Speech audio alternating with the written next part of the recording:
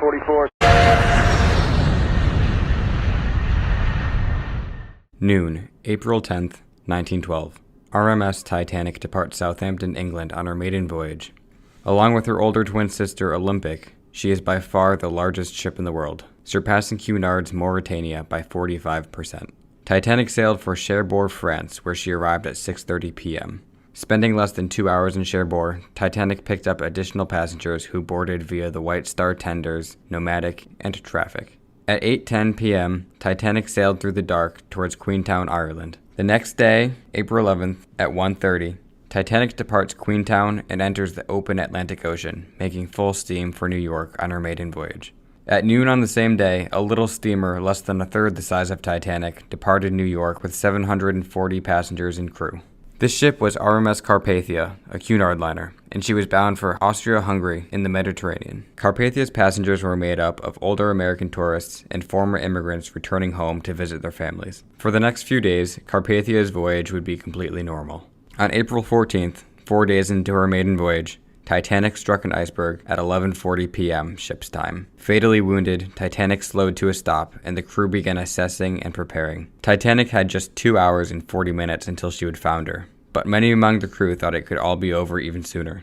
The ship had 2,200 souls on board, and even though she was only 2/3 full, there were not enough lifeboats for all aboard, regardless of how much time the crew had to launch them. Titanic would not send a distress signal until 15 minutes after midnight, 35 minutes after striking the iceberg. 58 miles away, Harold Cottam, the sole wireless operator aboard Carpathia, was overdue to turn in for the night, but he had stayed up late waiting for a response from the Parisian. Unaware of the distress call, and having overheard messages meant for Titanic, Cottam kindly addressed Titanic to ask her wireless operators if they were aware that Cape Cod was trying to relay messages to her. Titanic's response: "Come at once. It is a distress message.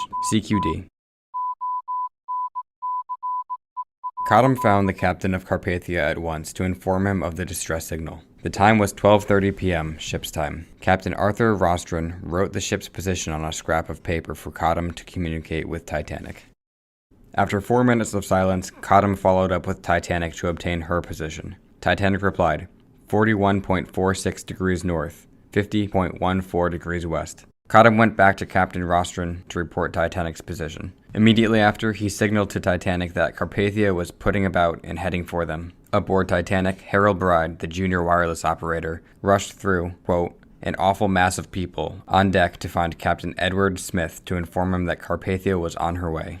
Before we get further into this video, I want to remind you to hit the subscribe button. If you're interested in transportation, history, or both, you'll want to know when a new video is posted. If you have something to say, make sure you leave a comment below. Okay, back to the video.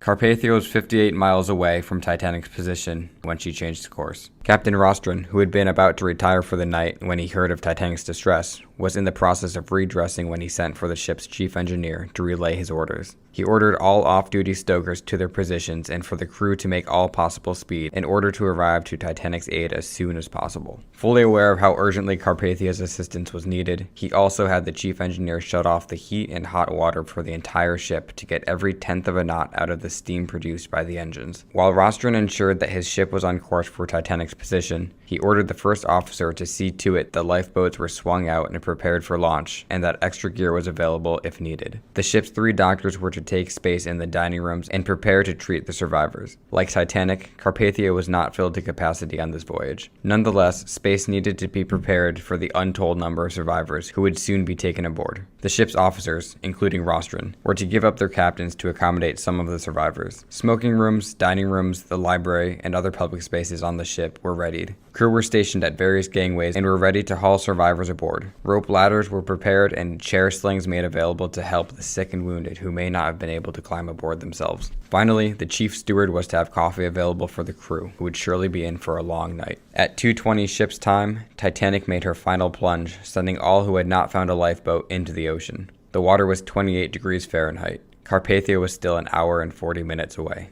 With the engines, crew, and the ship herself working as hard as possible, Carpathia pushed gallantly past her designed maximum speed of 14 knots, then 15 knots, then 16 knots, then 17 knots. Finally, 17 knots and change were achieved as Carpathia charged through the same ice-ridden waters that Titanic had sailed through hours earlier. She dodged icebergs with the help of her lookouts, the alertness of her crew, and a little bit of luck. Beginning at 2:45, Rostron had rockets fired every 15 minutes to assure Titanic survivors, if within sight, that help was on the way. At 4 in the morning, the crack of dawn, Carpathia arrived at the scene of the sinking of Titanic. Carpathia's passengers, awakened by the activity on deck, the stopping of the ship's engines, and the growing cold from the lack of heat supply, looked out to see a waving green flare from Titanic's lifeboat number 2. At daybreak, at least 25 icebergs 200 feet or higher were in the vicinity. For the next 4 hours, Carpathia took aboard 706 survivors. The crew took down the names of each survivor as they landed on the deck. The last to climb aboard the rescue ship was Second Officer Charles Lightoller, who commanded Lifeboat 12 and the 75 souls on board. Lightoller would come to find that he was Titanic's senior surviving officer. With everyone aboard, Carpathia cruised the area in search of more survivors, but there were none. With no one left to save, Captain Rostron had to decide where to direct his ship. Carpathia and her hundreds of paying passengers had been headed for Europe, but suddenly there were not enough provisions on board to make it across the Atlantic. Rostron had the ship turned back towards New York. During the journey, the sick and injured slowly recovered. Widows and families mourned the lost, and Carpathia's crew and passengers did what they could to help. Carpathia was bombarded with wireless inquiries from the press as she made way for America. Rostron instructed Harold Cottam and Harold Bride, who had agreed to help Cottam, to ignore these messages. Instead, the duo relayed the survivor list and other crucial information to shore. Over the next several days, Cottam and Bride worked incessantly with little sleep. As she entered New York Harbor on April 18th, Cunard's little ship became the center of attention. Journalists hitching rides on tugboats shouted questions through megaphones. Carpathia pulled into Pier 54 at 9:30 p.m. The world watched as Titanic survivors landed in New York, and the aftermath of the disaster unfolded in the form of government inquiries, regulatory changes, and cultural shifts. Famous Titanic survivor Molly Brown presented Captain Rostron with an award on behalf of all Titanic survivors. Rostron was then received by President William Taft, who awarded him with the Congressional Medal of Honor. As for Carpathia, she continued her successful commercial service until she was enlisted for the war effort in 1915. For 3 years, she carried crucial supplies from Boston to Liverpool until, on July 17, 1918, she was torpedoed by Germany's U-55 and sunk 120 miles off the coast of Ireland. 5 of the crew were killed. 275 were saved. Carpathia's wreck was discovered in 500 feet of water in September of the year 2000. Under the command of Captain Arthur Rostron, RMS Carpathia carried out a stellar rescue operation on the night of April 15, 1912. While there were other ships within range of Titanic's position, some of which were closer than Carpathia, these ships were unable to reach Titanic quickly for various reasons that may warrant a future video. But Carpathia and her crew pushed their limits to save 706 people from the unforgiving North Atlantic.